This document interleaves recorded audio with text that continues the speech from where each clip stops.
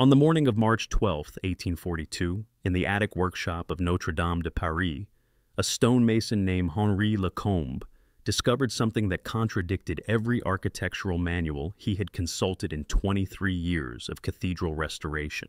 The gargoyle he had been tasked to replace, a winged creature with an elongated snout jutting from the north tower, showed no water staining. None. The limestone around its base remained pristine, unmarked by the green oxidation and erosion that should have accumulated from centuries of channeling rainwater. Lacombe ran his fingers along the creature's throat, expecting the smooth wear of flowing water. Instead, he found a series of precise grooves, carved with mathematical regularity, forming a pattern that descended into the stone like a musical scale frozen in mineral form. The official repair ledger, bound in cracked leather and stored in the cathedral's administrative vault, described the gargoyles as gargouilles, literally throat or water spout, installed during the 13th century construction to protect masonry from rain damage. Yet in Lacombe's weathered hands lay a creature whose internal geometry seemed designed for something else entirely. He made a sketch in the margin of his work order. The drawing showed not a drainage channel, but a series of chambers, each slightly smaller than the last, descending at angles that had nothing to do with gravity and everything to do with amplification. 3 days later, Lacombe filed a query with the cathedral's master builder, asking why the interior of the gargoyle contained what appeared to be resonance chambers. The response, written in neat script across the bottom of his request, was brief. Architectural ornament, proceed with standard replacement. No explanation for the chambers, no acknowledgement of the contradiction. The replacement gargoyle Lacombe installed that spring was fitted with a simple drainage pipe, as per modern specifications. The original, weighing nearly 200 kilograms, was lowered to the crypt and catalogued as Specimen 47, Deteriorated Gothic Ornament, North Tower. It remained there, forgotten, for 131 years. In the summer of 1973, a graduate student in architectural acoustics at the Sorbonne named Elise Moreau was conducting research on medieval sound propagation when she found Lacombe's marginal sketch tucked inside a miscatalogued repair log. The drawing arrested her attention immediately. The chamber configuration resembled almost exactly the interior geometry of a Helmholtz resonator, a device designed not to drain water, but to absorb and amplify specific sound frequencies. Moreau requested access to Specimen 47. The cathedral administration granted permission after 6 weeks of bureaucratic delay, noting in their response that the object holds no historical significance beyond ornamental value. The gargoyle sat on a wooden pallet in a sub-level storage room that smelled of damp stone and old mortar. Moreau brought a flashlight, a tape measure, and a frequency analyzer, a device sensitive enough to detect vibrations in the sub-audible range. She measured the chambers. The ratios were precise, each cavity exactly 1/3 smaller than the one before it, creating a descending harmonic sequence. When she tapped the gargoyle's snout with a rubber mallet, the frequency analyzer spiked at 7.83 Hz, a frequency known to physicists as the Schumann resonance, the electromagnetic frequency of Earth's ionosphere, the baseline hum of the planet itself. She tapped it again. The needle held steady, 7.83 Hz. Again, the same. A drainage spout should produce no coherent frequency. It should dissipate sound, not amplify it. Yet here, in a piece of 13th century stonework officially classified as ornamental, was a device tuned with precision to a frequency that wouldn't be scientifically documented until 1952. Moreau wrote a preliminary report. She titled it Anomalous Acoustic Properties in Gothic Ornamental Sculpture and submitted it to her faculty advisor. The advisor, a respected authority on medieval architecture, returned it with a single comment. Interesting coincidence. However, gargoyles are drainage devices. Please refocus your thesis on documented acoustic features such as vaulting and choir design. Moreau revised her thesis. The gargoyle research was omitted. Specimen 47 returned to the crypt, but the question remained, suspended like the creature itself had once been suspended over the streets of Paris. If gargoyles were designed to drain water, why would medieval stonemasons carve resonance chambers inside them with mathematical precision? To answer this, we must travel backward to the origins of the gargoyle itself. and to a series of documents that suggest the official history, the one taught in architecture schools and printed in guidebooks, may be incomplete.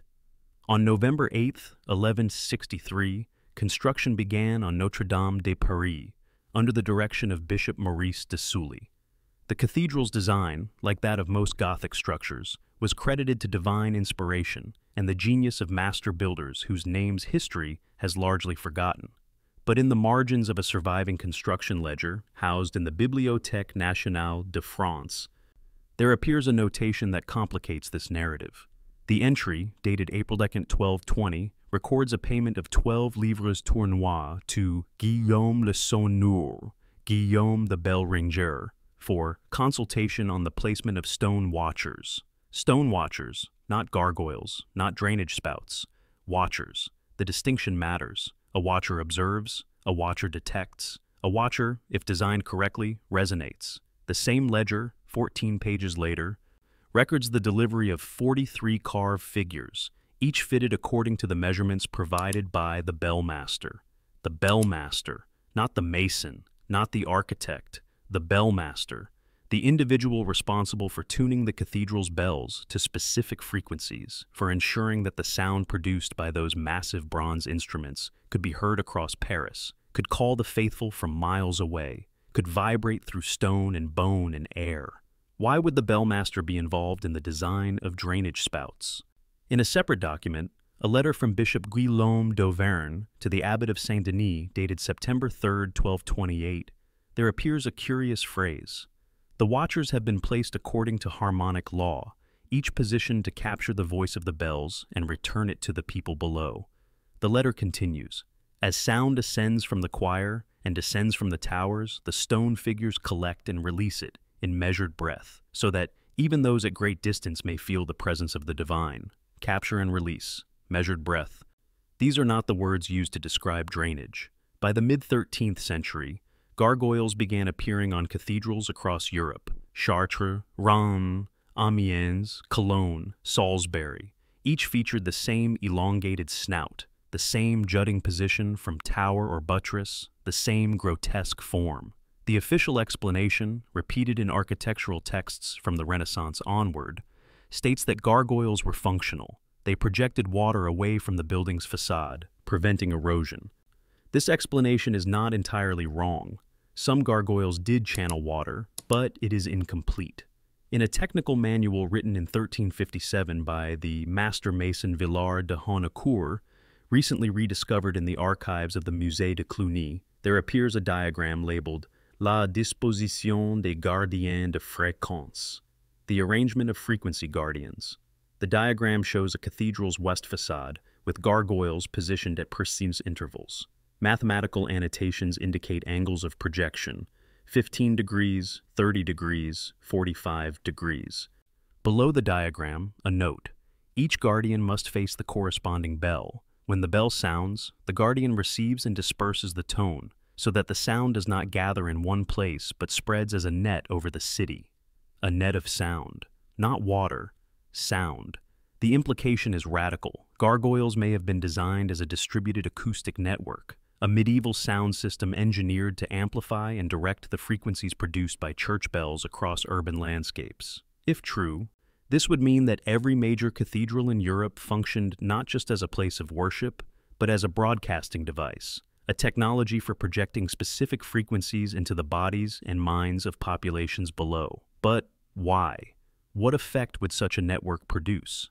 On the afternoon of June 14, 1954, in a laboratory at the University of Göttingen, a physicist named Winfried Otto Schumann was studying electromagnetic resonances in the cavity between the Earth's surface and the ionosphere.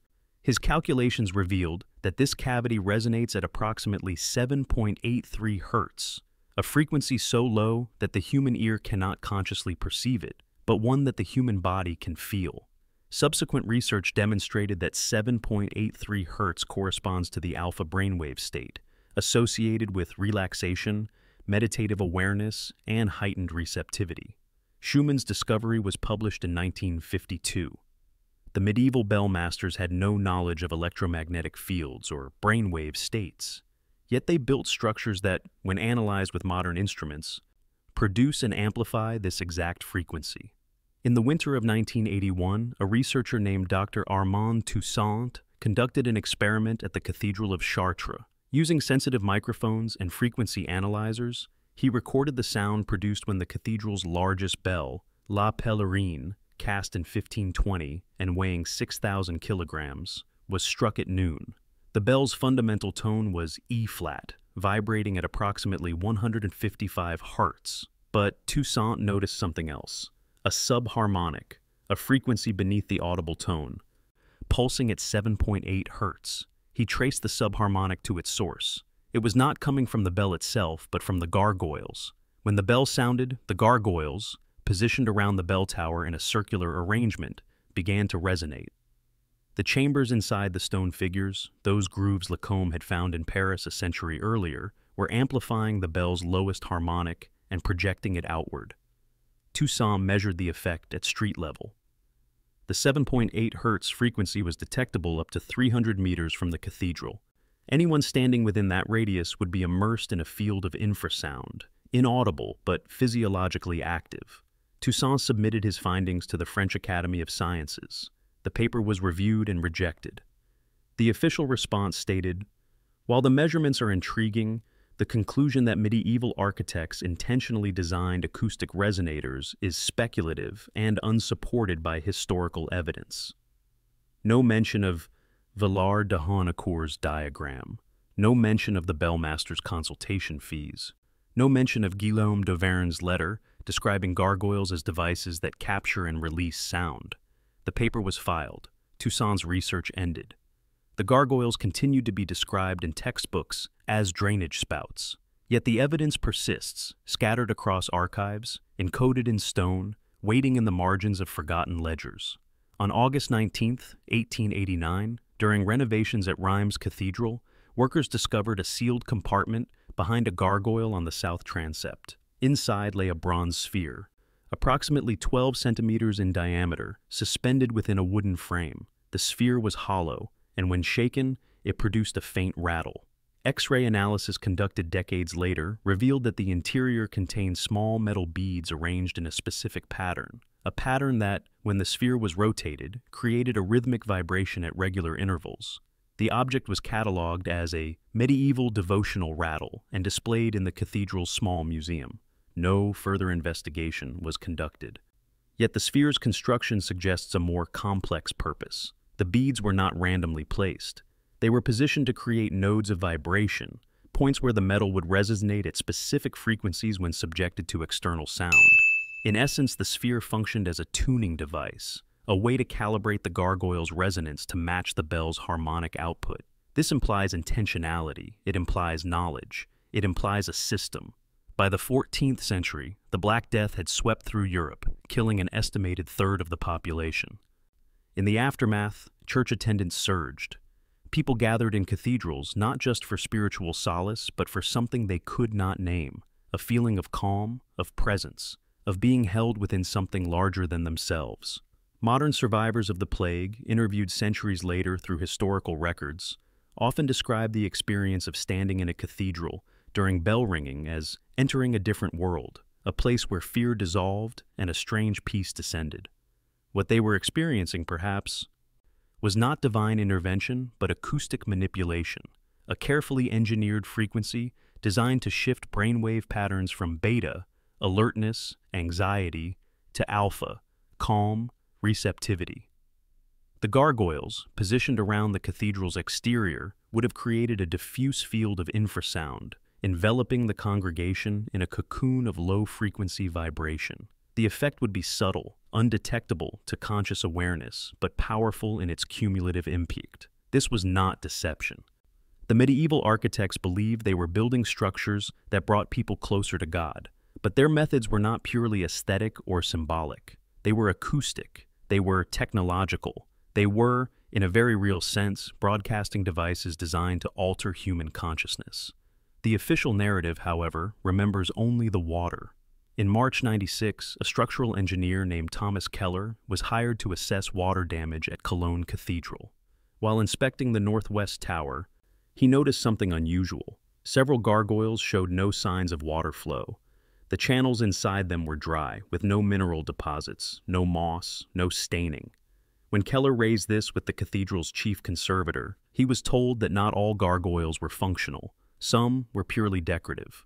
But Keller was unconvinced. He measured the gargoyles' positions relative to the cathedral's bells. Each non-functional gargoyle was aligned with a bell, positioned at an angle that would allow it to receive direct sound waves when the bell was struck. Keller calculated the angles. They corresponded to the laws of acoustic projection, the same principles used in modern speaker design to direct sound toward a specific target. He drafted a report suggesting that these gargoyles might have served an acoustic rather than hydraulic function. The report was acknowledged but not acted upon. Cologne Cathedral, like Notre-Dame, continued to classify its gargoyles as drainage devices. The pattern repeats. Discovery, measurement, evidence, dismissal. Why? Why does the architectural establishment resist this interpretation so consistently? One answer may lie in the professionalization of architecture itself. From the Renaissance onward, architecture was codified as a discipline rooted in geometry, proportion, and aesthetics. The idea that medieval builders were working with sound, an invisible, immeasurable force prior to modern instruments, did not fit within the emerging framework of architectural theory. Gargoyles were visible, water was visible, sound was not, and so, sound was written out of the narrative. Another answer may lie in the Church's own interests. By the 16th century, the Protestant Reformation had fractured European Christianity. The Catholic Church, in response, emphasized the sacred and mysterious nature of its rituals. To admit that cathedrals functioned as acoustic devices, that the sense of divine presence people felt was, in part, a product of engineered frequencies, would be to demystify the experience, to reduce the sacred to the mechanical, and so the gargoyles became waterspouts. The resonance chambers became drainage channels. The bellmaster's consultations became administrative anomalies. History, as always, was written by those who survived, and what survived was the explanation that served institutional needs. But the stone remembers. On a cold morning in February 2003, a musicologist named Dr. Helena Voss stood in the bell tower of Chartres Cathedral with a digital recorder. She had obtained permission to record the bells during a rare weekday ringing. As the largest bell tolled, she moved her microphone slowly around the tower, capturing the sound from different positions. When she reviewed the recordings later, she noticed something peculiar. At certain positions, specifically directly in front of the gargoyles, the recording showed a spike in low-frequency energy. The gargoyles were not passive. They were active participants in the soundscape, amplifying and redirecting frequencies in ways that transformed the acoustic environment. Voss published her findings in a specialist journal on medieval music. The article received little attention. The mainstream architectural community did not respond. The gargoyles remained waterspouts in the textbooks, but the frequency remained. 7.83 Hertz, the Schumann resonance, the hum of the earth itself. Medieval bell masters, working without oscilloscopes or spectrometers, had somehow tuned their bells and positioned their gargoyles to broadcast this frequency across cities. They had built cathedrals that functioned as amplifiers for the planet's own electromagnetic voice. Whether they understood the science or simply followed intuitive principles passed down through guild traditions remains unknown. What is known is that they succeeded. The cathedrals resonated. The people felt something, and the gargoyles, those grotesque stone figures jutting from towers and buttresses, were not mere decorations or drainage devices. They were nodes in a network, receivers and transmitters in a system designed to bathe entire populations in frequencies that altered consciousness. The system worked for centuries. Then it stopped. On the evening of April 15, 2019, Notre-Dame de Paris caught fire. The world watched as flames consumed the cathedral's wooden roof, as the spire collapsed, as centuries of history seemed to vanish into smoke and ash. In the aftermath, attention focused on restoration, how to rebuild the roof, how to stabilize the walls, how to preserve what remained. Less attention was paid to what was lost. Among the items destroyed or damaged were several gargoyles, including specimen 47, which had been moved from the crypt to a temporary storage area in the attic for a planned exhibition. The gargoyle that Henri Lacombe had measured in 1842, the one Elise Moreau had tested in 1973, the one that resonated at 783 Hz, gone, reduced to fragments. No record exists of whether the replacement gargoyles, currently being carved by modern stonemasons, will include the same internal chamber geometry. The architectural plans call for historically accurate reproductions based on photographic evidence. The photographs show the exterior form. They do not show the interior structure, and so the knowledge may be lost again. But elsewhere, the pattern continues. On September 20, a commuter waiting for a train beneath the new World Trade Center Oculus in New York City paused to listen. The Oculus, designed by architect Santiago Calatrava and completed in 2016, features a soaring white interior with ribbed arches that evoke Gothic cathedrals. As the commuter stood there, they noticed something, a hum, barely audible, more felt than heard, resonating through the floor and into their bones. Later, the commuter, an audio engineer, returned with a frequency analyzer. The hum measured 7.9 Hz. Not exactly the Schumann resonance, but close, remarkably close. The engineer investigated further. The Oculus's design includes a series of steel ribs, each precisely angled, each creating a resonance chamber when sound waves from the surrounding subway tunnels pass through. The structure, whether intentionally or not, amplifies low-frequency vibrations, transforming the transit hub into a massive resonator. Calatrava, when asked about the acoustic properties of the Oculus, described them as an unintended consequence of the structural design. No mention of frequency, no mention of resonance, no mention of the medieval cathedrals his design consciously evokes. Unintended or forgotten. In 2021, a research team at the University of Cambridge published a study on acoustic ecology in urban environments. The study measured low-frequency vibrations in major cities and found that certain architectural structures, particularly large public buildings with Gothic or Neo-Gothic features, produced ambient frequencies in the 78 Hz range. The researchers noted that these frequencies correlated with increased reports of calm or meditative feelings among people who spent time in those spaces. The study did not mention gargoyles. It did not mention cathedrals. It classified the phenomenon as architectural resonance, a byproduct of design rather than a deliberate feature. Yet the effect persists. The frequencies persist. The stone, whether medieval or modern, continues to resonate. In the spring of 23, during restoration work at Salisbury Cathedral, a mason discovered something inside a gargoyle on the cathedral's west facade. The gargoyle, carved in the 13th century, had been removed for cleaning. When the mason examined its interior, they found not a drainage channel, but a series of chambers, each carved with geometric precision.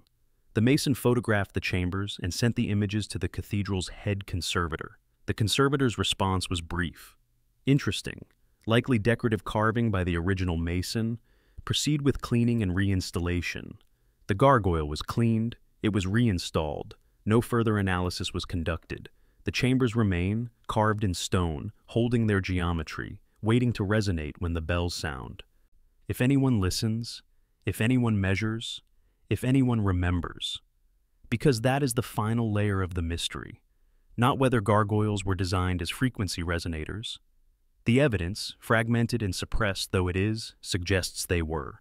The mystery is why this knowledge was lost, why it was forgotten, why, even when rediscovered, it is dismissed. Perhaps because to acknowledge it would be to acknowledge that medieval architects possessed a sophistication we have only recently reclaimed. That they understood principles of sound and resonance that modern science is still exploring. That they built structures not just for aesthetic or spiritual purposes, but for acoustic ones. Structures designed to alter the consciousness of entire populations through the strategic manipulation of frequency. To acknowledge this would be to rewrite the history of architecture. It would be to admit that the Gothic cathedral was not just a house of worship, but a broadcasting tower. That the bells were not just calls to prayer, but instruments of neurological influence. That the gargoyles, those grotesque stone figures we have been taught to see as decorative or functional drainage devices, were actually components in a system of mass acoustic programming. The implications are uncomfortable. They suggest that the boundary between sacred and technological, between divine inspiration and engineered manipulation, is thinner than we might prefer to believe. And so, the gargoyles remain waterspouts in the guidebooks. The resonance chambers remain decorative carvings. The 7.83 Hz frequency remains an unintended consequence. The knowledge remains buried in archives, in marginal notes, in the dismissed research of scholars who ask the wrong questions and receive no answers. But the stone remembers. And on certain mornings, when the bells ring and the gargoyles resonate, and the frequency descends over the city like an invisible net, the people below still feel something they cannot name. A calm, a presence, a sense of being held within something larger than themselves. They call it architecture. They call it history. They call it the sacred echo of the past. They do not call it what it is, the sound of the earth itself, amplified and returned, a frequency designed to resonate not just in stone but in bone, in blood, in the electrical rhythms of the human brain. The gargoyles watch from their towers, silent witnesses to a truth that has been written out of history. They do not speak, they do not explain. They simply wait, carved in limestone and granite, for the moment when someone finally asks the right question and refuses to accept the official answer.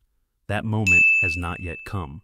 But the frequency continues, the resonance persists, and somewhere, in an archive or a cathedral attic or a forgotten storage room, the evidence waits.